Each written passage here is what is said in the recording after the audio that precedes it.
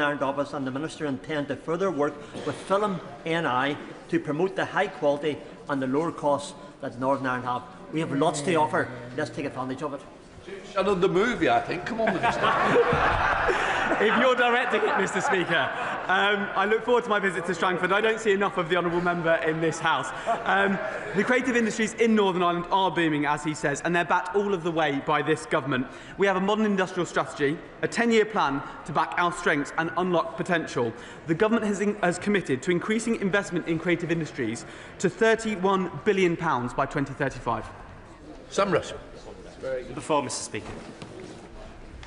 Secretary of State.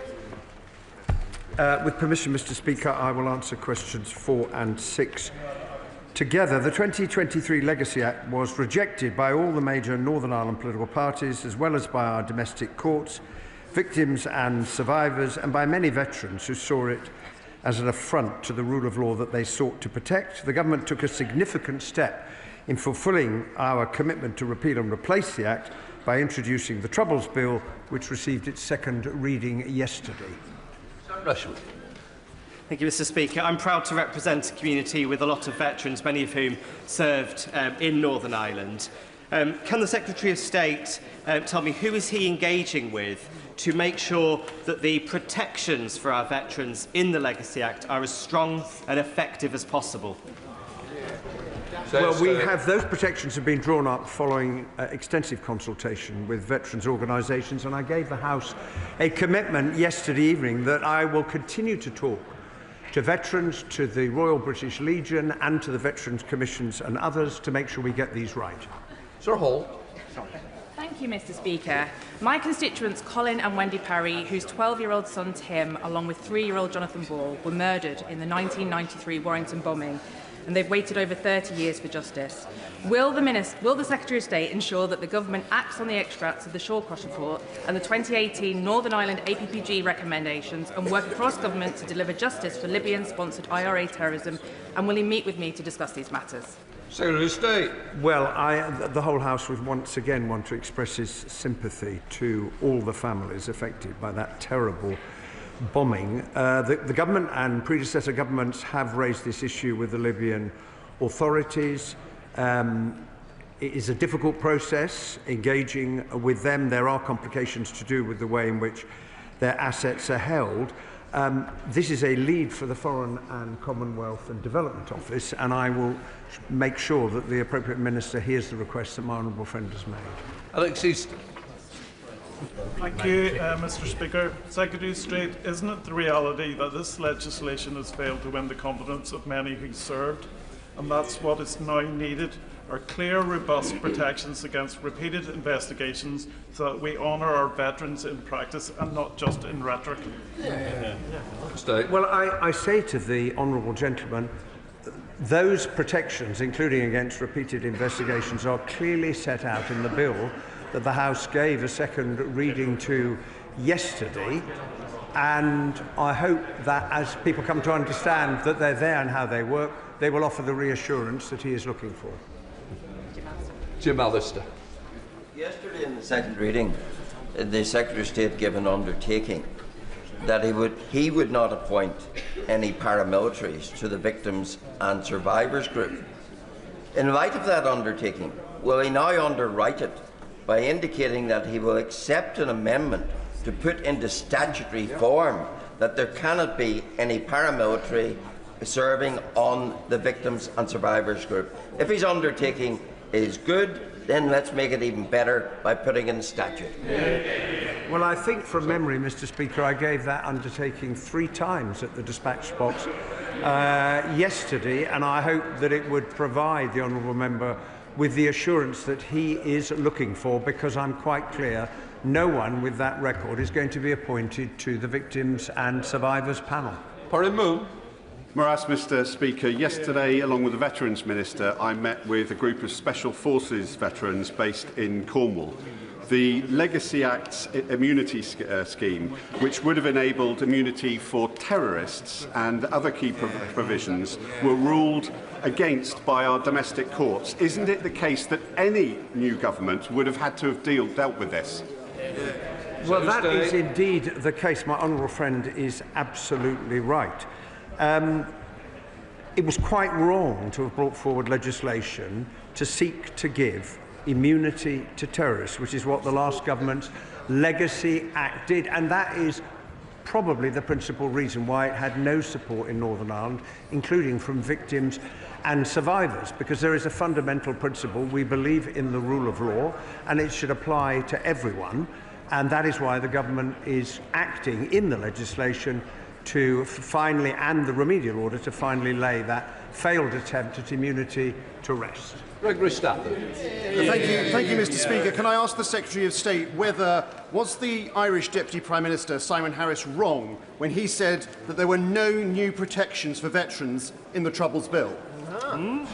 Well, there clearly are new protections. There clearly are new protections for veterans in the Troubles Bill set out throughout the legislation that were never in the previous legislation that the last government passed, and we've laid them out to the House, and the veterans community and others can see clearly what they are. Alex Burkhardt, Shadow Secretary of State. Thank you very much, Mr. Speaker. On the 15th of August 1998, in Omagh, the real IRA murdered 29 people, including a woman who was pregnant with twins. It was the deadliest attack of the Troubles and the most wicked. Following the 2021 recommendation of Mr. Justice Horner, the last Conservative government launched the Omagh inquiry into whether there was anything that UK state authorities could have done to prevent the bombing. But the bombers planned and launched their attack from the Republic of Ireland. And this was why Mr. Justice Horner also said there needed to be an independent inquiry in the Republic to ask whether Irish state authorities themselves could have done anything. Given that the UK's inquiry was announced 3 years ago, has the Secretary of State raised the question of an inquiry in the South with his counterparts on his recent trip to Dublin? Well, I have in my conversations with the Irish government raised that question. It is, of course, for the Irish government to decide whether they wish to hold a public inquiry, but as the honourable gentleman will be well aware, the Irish government has committed to cooperate fully with the inquiry the last government established, both through the Memorandum of Understanding on the provision of information and the commitment they have made to legislate to allow witnesses to give evidence to it. Now, look, I thank the Secretary of State for his answer, and I am aware that the Republic is sharing information with our inquiry. But the Secretary of State will be aware that the Omagh inquiry is only capable of answering questions about what UK state authorities did and did not do. But 4 years ago, Mr. Justice Horner said that there needed to be a parallel inquiry in the South. The victims and families recognise it. Does the Secretary of State recognise it? Well, I recognise both what the judge said in his judgment 4 years ago, and I strongly support what the last government did to establish a public inquiry. But it is a matter for the Irish government to make that decision. But I hope that with the cooperation, unprecedented cooperation, that the Irish government has undertaken to give to the inquiry, it will provide absolutely vital information for the inquiry to get to the bottom of what happened. Paul Cole, the Liberal Democrat spokesperson. Thank you, Mr. Speaker. As I hope the Secretary of State knows, my party and I are hugely supportive of his efforts to move beyond the Tories' failed Legacy Act, provided the legitimate concerns of our veterans are fully met. Can the Secretary of State detail specifically, either now or in writing later, with which veteran groups he has consulted on the wording of the bill, and which ones have currently expressed acceptance of the bill as currently drafted? Well, I will very gladly, if I may, write to the honourable gentleman to set out the veterans' organisations that the government, myself, the Defence Secretary and the Armed Forces Minister have engaged in drawing up those protections, and I've already indicated to the House the groups we will continue to talk to as we take that work forward. Matt Tobin. Question number 5, please, Mr. Speaker. The government's new partnership with the EU aims to deliver a broad range of economic benefits for Northern Ireland, including smoothing flows of trade, protecting the UK's internal market, reducing costs for businesses and benefiting firms who move agri-food and plants from Great Britain to Northern Ireland. Matt Tim. Thank you, Mr. Speaker, and I thank the Secretary of State for his answer. Does he agree with me that aligning safety standards and cutting red tape for checks and paperwork is precisely the kind of support for growth and trade that this government promised to deliver for business when it was elected last year? Well, I do agree with my honourable friend on that, and that is why the partnership agreement reached with the EU back in May was so widely welcomed in Northern Ireland, particularly by those in the agri-food sector, because as we take that forward and turn it into a full SPS agreement, it will bring enormous benefits to firms that are moving those products across the Irish Sea from Great Britain to Northern Ireland. Robin Swan. Which, Mr. Speaker, come the 1st of January, veterinary medicines in Northern Ireland will be reduced by 40% according to the current suppliers over there. What steps is the government taking to ensure the supply of veterinary medicines into Northern Ireland which ensure animal health but also have a link into human health as well? Well, as the honourable gentleman will be aware, we've had the Veterinary Medicines Working Group. We've been working very closely with the industry. We have set out 2 schemes, the Veterinary Medicines Health Situation Scheme and the Veterinary Medicines Internal Market Scheme, drawing on the cascade, and we are confident that that will ensure the continued supply of veterinary medicines from the 1st of January to vets and farmers and others who need them. Joe White. Question number 7, Mr. Speaker. The Northern Ireland Troubles Bill will retain Part 4 of the 2023 Legacy Act, which includes provisions for memorialisation. I would welcome views and suggestions on how to take this forward, including on whether any new memorials should be established.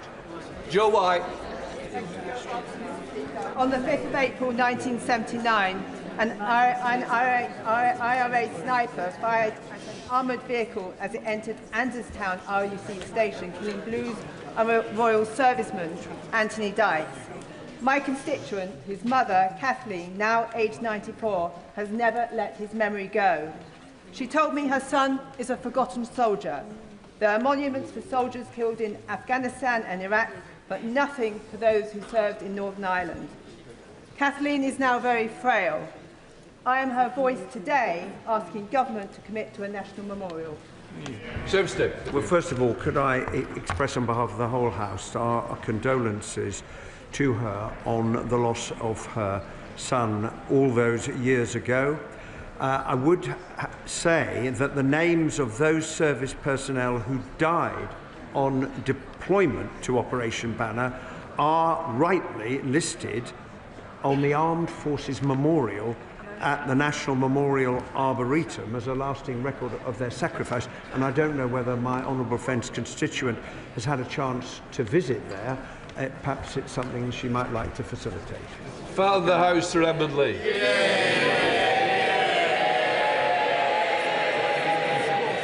Many thousands of our brave troops served in Northern Ireland, and many gave their lives for peace and for our country. Does the Secretary of State agree with me that they deserve a permanent memorial, not some of them to be prosecuted? Yeah. Well, as I indicated in answer to the earlier question, there is that memorial already at the National Memorial Arboretum. There are other places in which the service and sacrifice of those who served the state is recorded, including the RUC Memorial Garden that I've had the opportunity to visit, and it was an extremely moving occasion as one looks at all of the names and remembers the huge sacrifice that all of those people made in defence of freedom in Northern Ireland. Before I come to Prime Minister's questions, may I extend a warm welcome to the President of the National Council of Slovak Republic and his delegation, who are with us in the gallery today. And may I also welcome the new Chief Minister of St Helena. We now come to questions to Prime Minister Kate Malthouse. Number one. Prime Minister. Mr. Speaker, let me start by congratulating Scotland on their magnificent victory last night, qualifying for the World Cup for the first time since 1998. I didn't realise you were all Scottish MPs, Prime Minister. Mr. Speaker, they qualified with fantastic goals, including a cracker from former Arsenal player Kieran Tierney, who was always a great favourite with the fans. Mr. Speaker, my thoughts are with the communities across the country affected by severe flooding, particularly in Monmouthshire.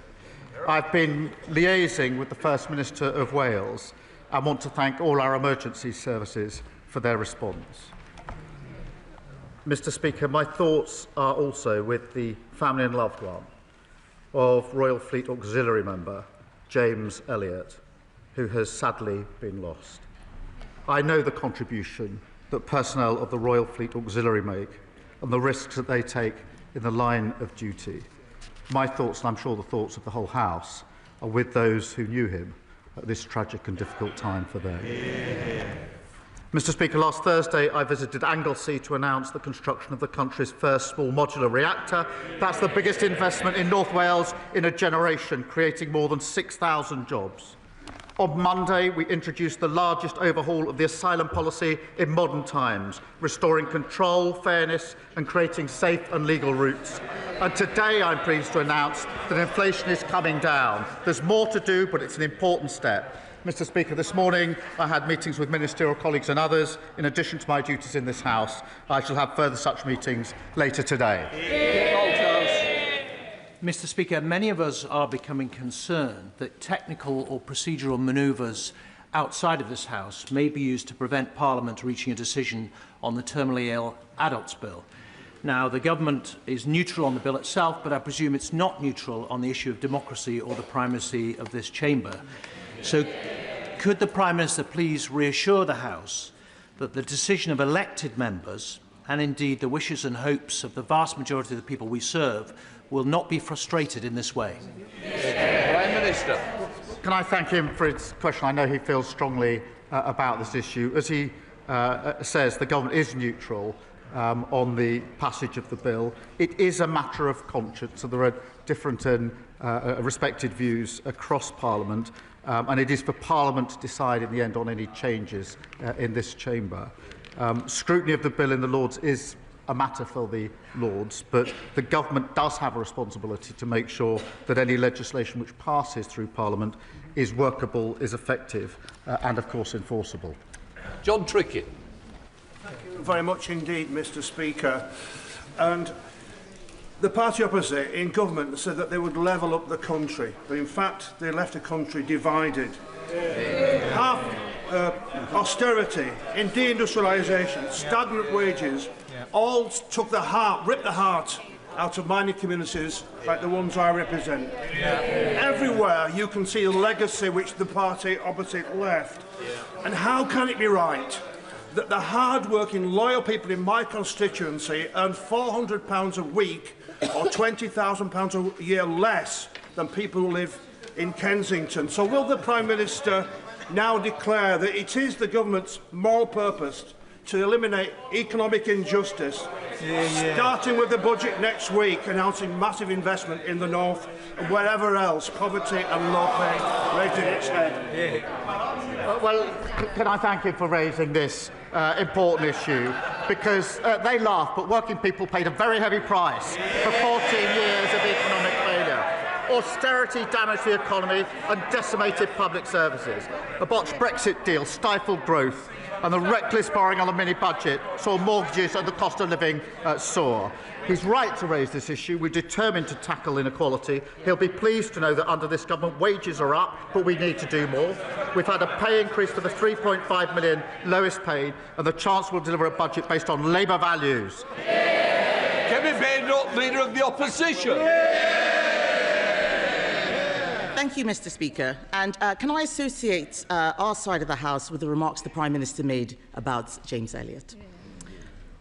Can the Prime Minister tell us why his government is the first government in history to float increasing income tax rates only to then U-turn on it all after the actual budget. I'll inform you the budget's actually next week rather than after the budget. We've only got 1 week to go. But I can tell her it'll be a Labour budget, Mr. Speaker, with Labour values. That means we will concentrate on cutting NHS waiting lists, cutting debt and cutting the cost of living. And because of the decisions we've already made, inflation is down this morning. The Bank of England have upgraded growth.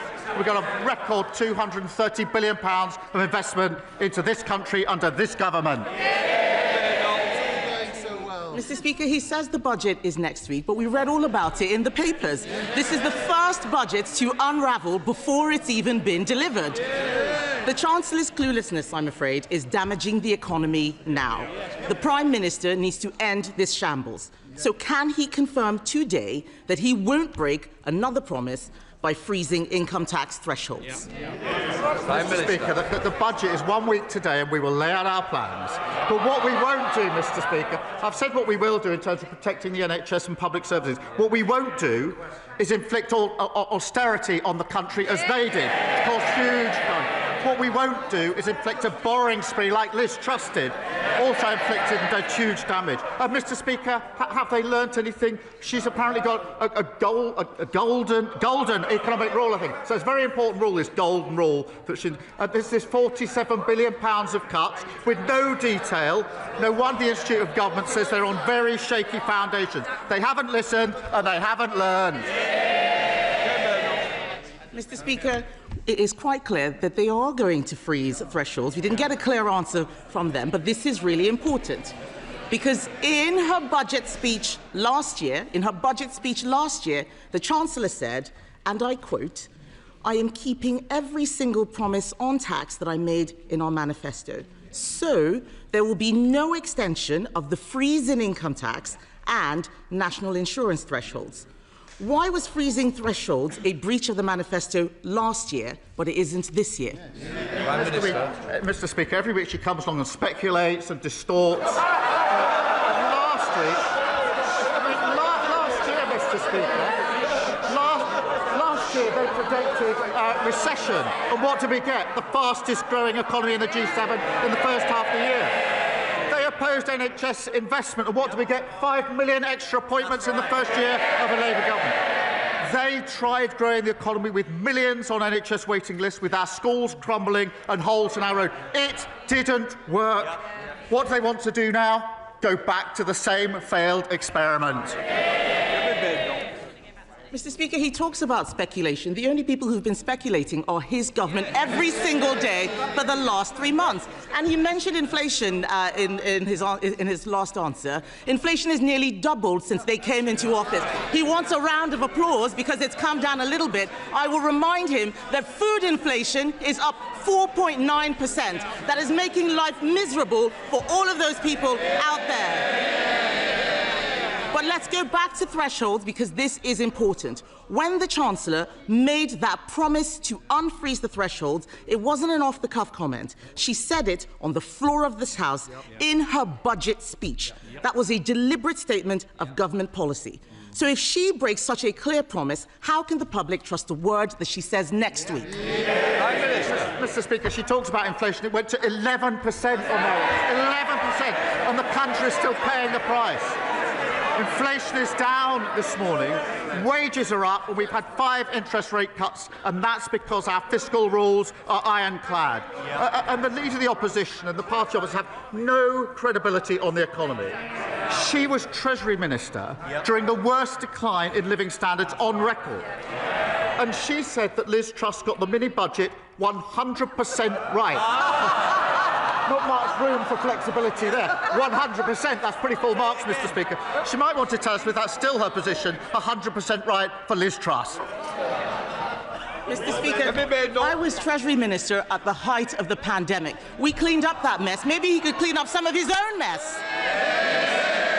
And I'm going to repeat what the Chancellor said, because it's quite clear that the whole front bench has forgotten. She said, I have come to the conclusion that extending the threshold freeze would hurt working people. It would take more money out of their pay slips, and yet that's what they're planning to do next week.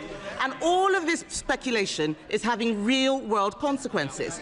Just this morning, the UK chair of ExxonMobil said, and I quote, "The government needs to understand that the whole industrial base of the UK is at risk unless they wake up and realise the damage their economic policies are doing."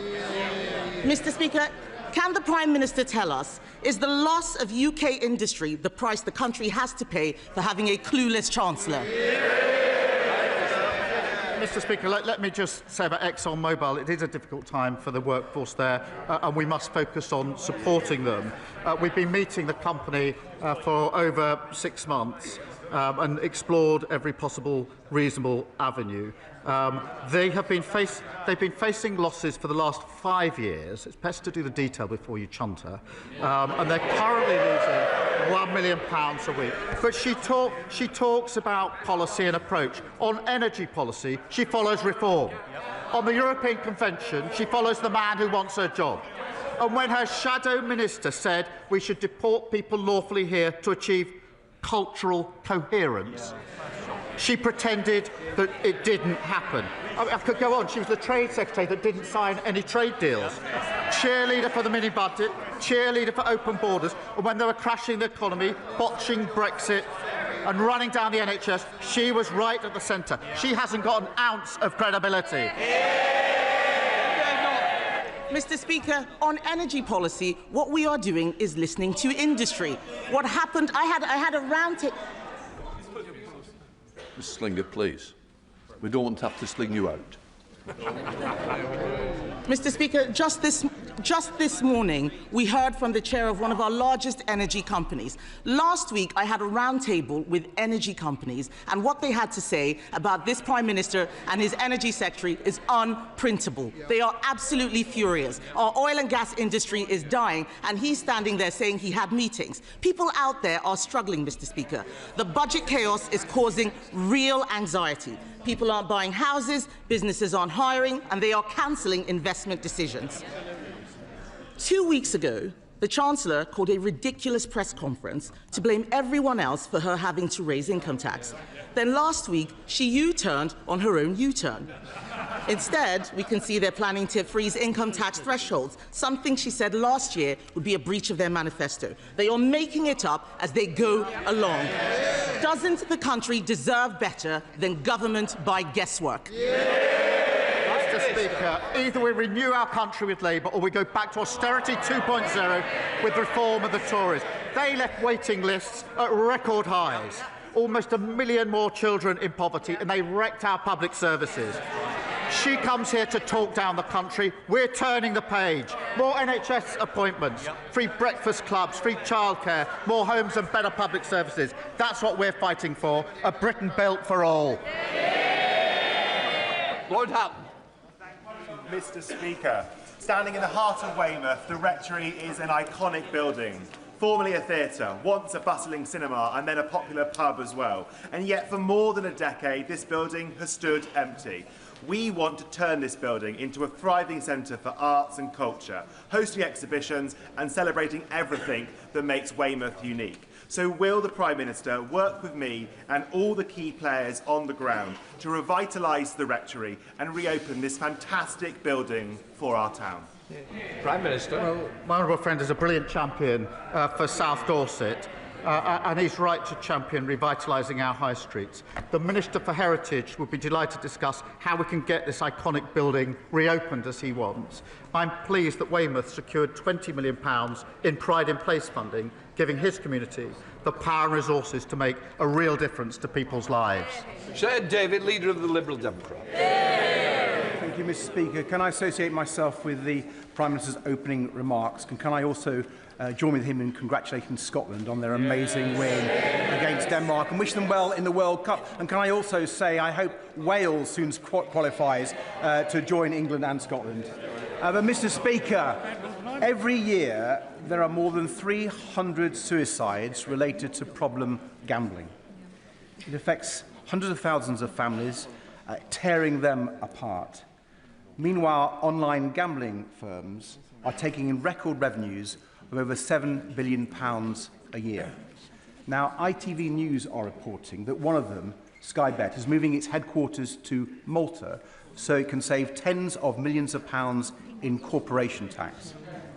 Does the Prime Minister agree with me that it's time that we tax them on their UK profits so these online gambling firms don't escape wherever they are registered for tax? Prime Minister. Well, can I join him on wishing Wales well and Northern Ireland? I'd like to see all 4 nations in the finals. But look, he raises the really important issue of suicide, and it's Men's Health Day, and it is really important. And I think the whole House would want to work together on anything that can prevent suicide. I think if all of us think about individuals we may know who lost their lives through suicide, it's something that touches almost every one of us and all of our families as well. We will, of course, look at the link between suicide and gambling and take whatever measures we can to reduce suicide. It's a very important issue. Sir David. For his reply, and we look forward to the government coming forward with action on that. On another domestic matter, Mr. Speaker, next to the River Cherwell in Oxfordshire, a field is now covered in an enormous mound of rubbish, 150 metres long and up to 12 metres high. The water is now lapping against the waste and carrying it into the river. It's just one of many sites, Mr. Speaker, where organised criminal gangs are illegally dumping their waste onto our countryside and getting away with it. This is a shocking environmental emergency. So will he instruct the Environment Agency to clean it up now? Firstly, these are utterly appalling scenes. Utterly appalling. A criminal investigation, as he knows, is underway, and specialist officers are tracking down those responsible. The Environmental Agency, in answer to his question, will use all available powers to make sure that the perpetrators cover the cost of the clean-up, which must now follow. We have boosted the Environment Agency's budget for tackling waste crime by 50%, given councils new powers to seize and crush fly tippers' vehicles, and lawbreakers can now face up to 5 years in jail. Dominic. Thank you, Mr. Speaker. Immigration is the #1 issue on doorsteps of Bristol North East. Most people will ask me about it. They want a firm, but also a fair approach, but have been let down over many years. Controlling our borders and knowing who comes is essential, not least to integration. Mr. Speaker, what can the Prime Minister say to my constituents in Bristol North East that will give them assurance that the reforms that the Prime Minister and the Home Secretary are proposing, which I support, will be firm, but will also be fair? Prime Minister. I'm proud, Mr. Speaker, to lead an open, tolerant, generous country. To maintain that principle, we must restore order and control, fix the utterly broken system left by the party opposite, and end the division that others seek to exploit. That does include creating safe and legal routes, recognising those who contribute, integrate and strengthen our society, while at the same time reducing illegal arrivals and removing those with no right to be here. That is a fair, progressive system that meets modern challenges. Jim Ellison. Mr. Speaker, the governments of France, Germany and the United States have all extracted from Libya compensation for their citizens who were affected by Gaddafi-led terrorism across the world. Why, Prime Minister, is the British government continuing to fail United Kingdom citizens who suffered to a huge extent through the importation of arms and, in particular, the tons of Semtex that Gaddafi supplied to the IRA, giving rise to Enniskillen, to Warrington, to the Baltic Exchange and multiple others? Why is no compensation being extracted from Libya for our citizens when it can be done for others? And will the Prime Minister at least meet representatives of the almost forgotten but still campaigning families for those affected by Gaddafi's terrorism? Well, Prime Minister. So many suffer from Gaddafi, and he's absolutely right to raise this really serious issue, and we're working hard on it. I'll absolutely make sure that the meeting he asks for is set up with the relevant minister so that we can give the full position and take on board what they have to say. Luke Charters. On International Men's Day and in the spirit of Movember, I want to be open about my own past mental health challenges in the hope that it might encourage other men to do the same. And during the traumatic birth of my first son, I nearly lost my wife, and a dark cloud settled over me. A cloud lifted through conversation and support, and through the safe arrival of my second son, and bright days lie ahead. I'm joined in the gallery today by Mike from York Menfulness, a fantastic charity giving men a place to talk. So will the Prime Minister, as a dad himself, agree with me that strength as a man means being open about our emotions and that we should never face into challenges on our own? Can I thank him for his honesty? It's never easy to stand up and say what he's just said. And I hope he understands just how important that is for others who will be suffering, who will be inspired to be able to talk openly about their experiences and, importantly, get the help that they need. I'm really proud to publish the first ever men's health strategy today to tackle challenges that disproportionately affect men, including certain cancers and suicide, which is tragically the biggest killer of those men under 50. So we will invest millions in helping more men access mental health support, better care for former minors, and rolling out at-home blood tests to tackle prostate cancer. But I do thank him for speaking out. I think it's so important, it's so brave. It's been done across the House. This isn't a party political issue, but it's always very powerful when it's done, and it's a model for all of us. Thank you, Mr. Speaker. Given the Government's desire to improve educational outcomes and the well-being of our children, it is ignoring the elephant in the room. This morning I hosted a really powerful round table with 3 secondary head teachers who spoke about the transformational effect that a complete ban on smartphones in their schools had had. Improved behaviour, increased focus, far fewer safeguarding issues, and most importantly, happier children. But for them it has been really hard won, and it's sunk a huge amount of time. So will the Prime Minister tell me and the thousands of head teachers out there who are crying out for this change why his government won't back them with a ban on smartphones in schools? Prime Minister. I thank her for a question. It's a really important question. I've got teenage children in secondary school, and I know it's an issue of concern to parents and teachers. The reality of the statistics are that the vast majority of schools already ban smartphones at school. They allow children to bring their phones to schools, but they ban them in school time in lessons. Of course, we will always keep this under review. We've got to take steps that will be effective. I agree with the sentiment of what she's putting to me. We need to deal with it effectively. Andrew Peggs. Thank you, Mr. Speaker. One of the worst legacies of the last Conservative government was the collapse in apprenticeships for young people in places such as Peterborough, shutting a generation out of opportunity. Mr. Speaker, my city is determined to turn that around, with places like Peterborough College, like many of our colleges, leading the charge. Whilst I welcome the government's reform, I still speak to too many young people who can't access the training they need to rebuild Britain. Will the Prime Minister set out what more we can do together to ensure Peterborough's young people get the good jobs and apprenticeships they deserve? Prime Minister. Well, I thank him. His dedicated campaign means Peterborough has one of the first youth guarantee pilots in the country. Mr. Speaker, we inherited an awful situation where almost 1 million young people were not earning or learning.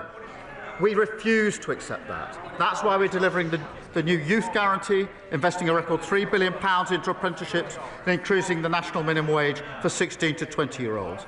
The reform of the Tories say the minimum wage is too high. They're totally wrong. We're going to focus on every young person to give them the chance to succeed. Lee Anderson. Thank you, Mr. Speaker. Whilst the Labour frontbench continue to peddle their own form of dog whistle politics, Reform UK...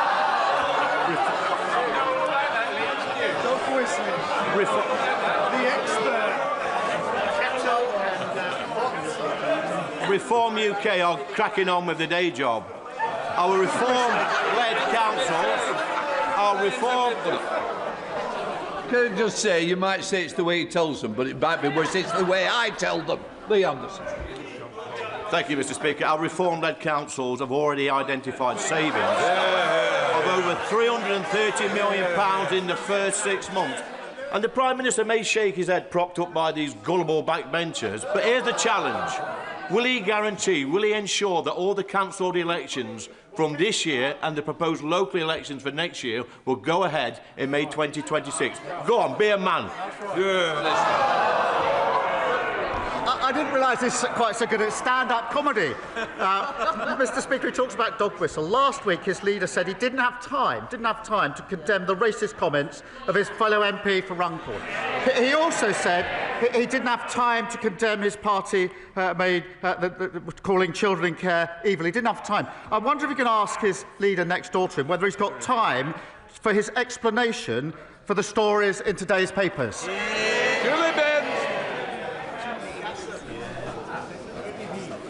Mr. Speaker, over the summer, large quantities of illegal cigarettes were seized in shops in my Carlisle constituency. However, many of those shops will reopen the very next day. Does the Prime Minister agree with me that we have to make it easier for these shops to be closed down permanently so we put out of business forever these criminal networks? Prime Minister. Can I thank her for raising this?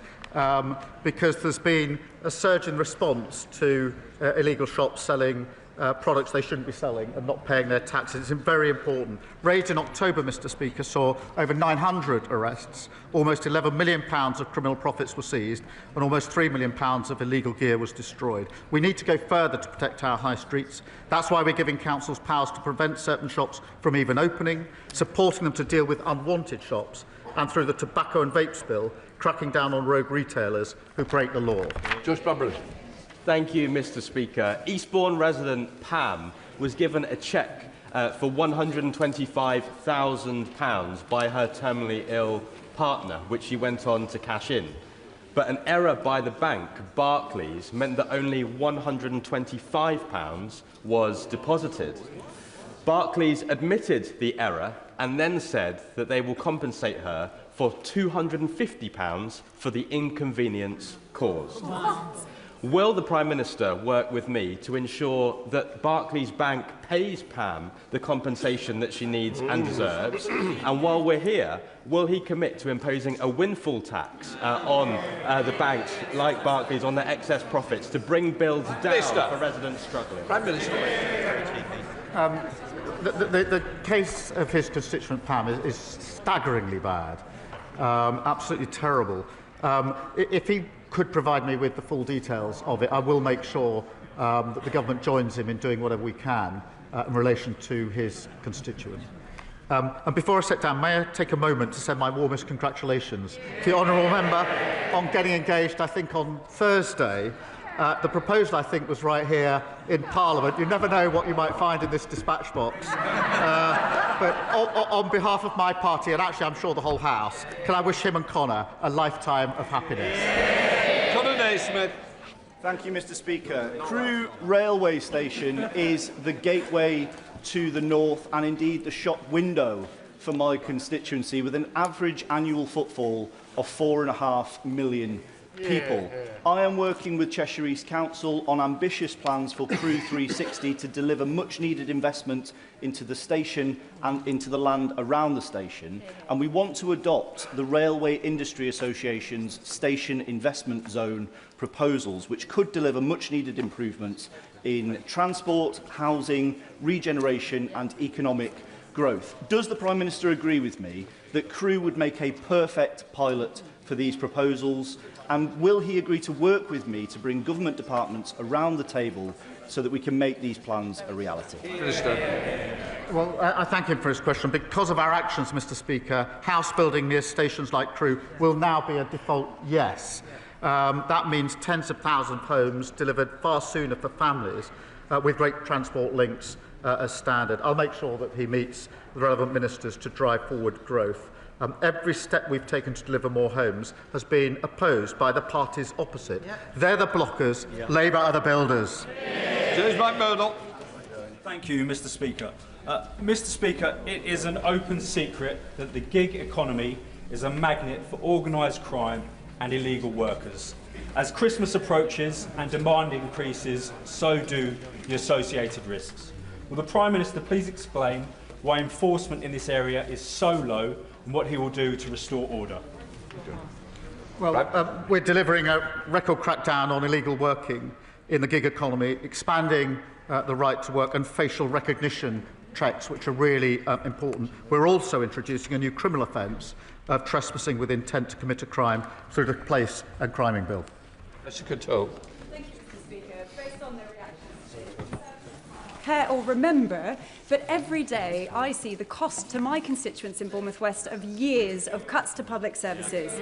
Youth services gone, neighbourhood policing decimated, no NHS dentist appointments. So can the Prime Minister confirm there will be no return to austerity under this Labour government? I certainly can. But the austerity that they imposed on the country destroyed our public services, and we're still paying the price. We'll be cutting waiting lists, cutting the debt and cutting the cost of living. Fair choices to secure Britain's future, not a return to the failure of the party opposite. Jack Rankin. Thank you, Mr. Speaker. The Prime Minister has expressed sincere regret for appointing David Cogan to the Independent Football Regulator. Will he now put on record the full amount Mr. Cogan has donated to his leadership campaign and his party, any hospitality he's received, and whether he declared these interests before appointing him? Prime Minister. They were all declared properly.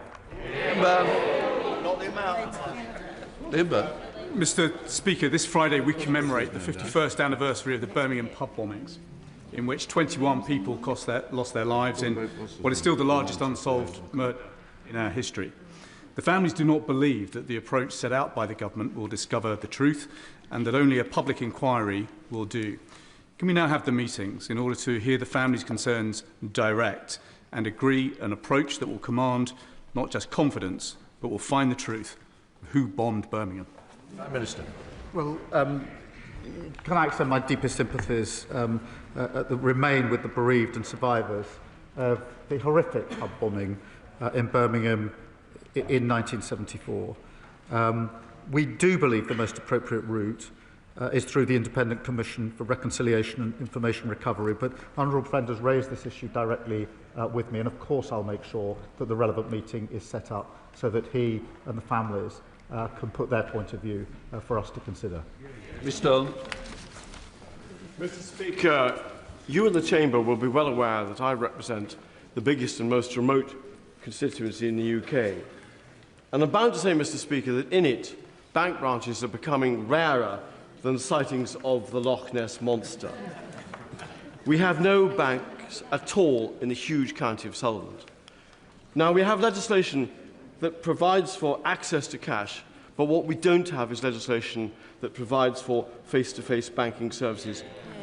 So I'd be deeply grateful if the Prime Minister would ask the Treasury to meet with me to discuss how we might update the Financial Services and Markets Act to include some form of access to cash provision that would preserve face-to-face banking for my constituents and other remote areas.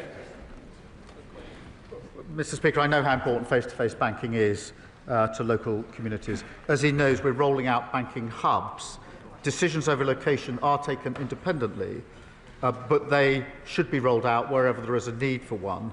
And of course, there's more to come. I will, in answer to his question, make sure that he gets the meeting that he requests so that we can have a look at the proposal. Abdul Khan. Thank you, Mr. Speaker. As the Prime Minister is aware, November marks Islamophobia Awareness Month.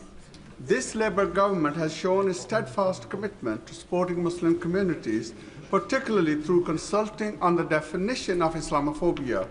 Given anti-Muslim hate is at record levels in the UK, can the Prime Minister outline the steps this government will take to tackle a rising level of racism, xenophobia against the Muslims in Britain? Prime Minister. Can I thank him for raising this important issue? He's always been a strong champion on this. Anti-Muslim hatred is abhorrent, Mr. Speaker, and has no place in our society. And the increase in incidents must be addressed. It's why we're increasing funding to protect mosques and Muslim faith schools across the country. It's why we've announced a new fund to monitor anti-Muslim hatred and support victims. And we continue to work on the definition of anti-Muslim hatred. Thank you, Mr. Speaker. Everyone who cares about media independence and freedom will be relieved that, that Redbird have recognised that they cannot run the Telegraph. But there are serious concerns that they will burden the paper with unsustainable debt if the title is sold for less than £500 million. So will the Prime Minister step in to prevent this from happening and enable a sale at a lower price if necessary, without this toxic debt burden? Prime Minister. Well, he raises a serious issue. I'm not quite sure what he's asking the government to do. To step in and nationalise it, I don't think would be the right thing. Whereas, Mr. Speaker, on the 5th of March at the dispatch box, the Prime Minister said these words: "We do recognise Cornish national minority status, not just the proud language, the history and the culture of Cornwall, but its bright future. Since then, I've repeatedly asked ministers for Cornwall's unique place on this island to be recognised through devolution. When the devolution bill comes back to the House next week, will the Prime Minister help me explicitly enshrine Cornish devolution and Cornish national minority status in that bill?" Prime Minister. Can I thank him for his question? Of course, he has raised this issue with me on a number of occasions already. He's a great champion for Cornwall. We will ensure that Cornwall's national minority status is safeguarded in any future devolution arrangements. We have provided £500,000 to support distinctive Cornish culture, including the Cornish language. Sir David. The Prime Minister knows that last week 9 four-star generals made plain that yesterday's Northern Ireland bill is doing harm to the British Army already. Most acute damage is being felt by the Special Air Service. It's already affecting their recruitment, their retention, their morale and their operational effectiveness. As a result, lawyers acting for the SAS Regimental Association have sent a letter before action to the Secretary of State for Northern Ireland. I know of no precedent for this in the entire history of the British Army, and it's because it's so important. It reflects how important it is. So can I make a plea to the Prime Minister? Will he involve himself personally to make sure that 60, 70, 80-year-old soldiers who have carried out actions which most of us would view as heroic are not persecuted in the coming years? Because now it's a matter not of national security, but of national honour. Can I thank him for his question and reassure him on the protections that he seeks for veterans, because it is a very important issue and he's continually and rightly raised it. There will be protection from repeat investigations, so the Commission doesn't go over old ground without compelling reasons. There will be protection from cold calling and protection in old age, so that elderly veterans are respected. And those who do contribute to the legacy process will have a right to anonymity, a right to stay at home to give evidence remotely, and a right to be heard through the Commission. That is the work that we're doing, and I'm happy to discuss it further with him.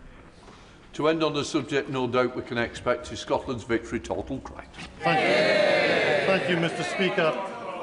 When the Prime Minister next meets with the President of the United States, can he ask him if he knows any reasonably priced hotels near the MetLife Stadium in New Jersey,